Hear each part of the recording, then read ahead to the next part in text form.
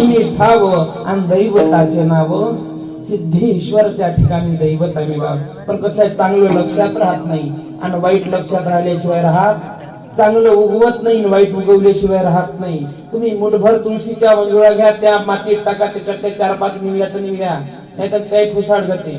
पावसाळ्याच्या दिवसात तुम्ही रोडनं जाऊन बघा, तरोट्याच्या बिया टाकायची गरज नाही, बंदे रोडचे रोड भरून राहील. तरोटा उपयोगाचा आहे का?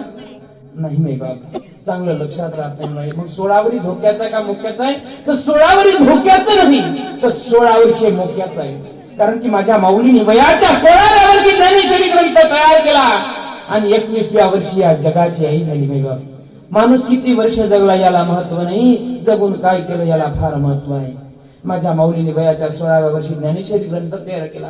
माझ्या स्वामी विवेकानंदांनी 16व्या वर्षी अख्खं भारत भ्रमण केलं. माझ्या छत्रपती राजांनी सुद्धा वयाच्या 16व्या वर्षी या स्वराज्याची स्थापना केली दादांनो. म्हणून 16 वरी धोक्याचं नाही, तो 16 वर्षे मोक्याचं आहे. पण आपण जर असल्या प्रकारचे वाईट व्यसन करू ना, नक्कीच आपल्याला 16 वरी धोक्यात असणार आहे दादांनो. म्हणून इथं बसलेल्या माझ्या तरुण बांधवांना या भारुडातून एवढंच सांगून जाईल, नका व्यसन करू दादा, नका फॅशन करू. व्यसन जर करायचं असेल तर हरिनामाचं करा.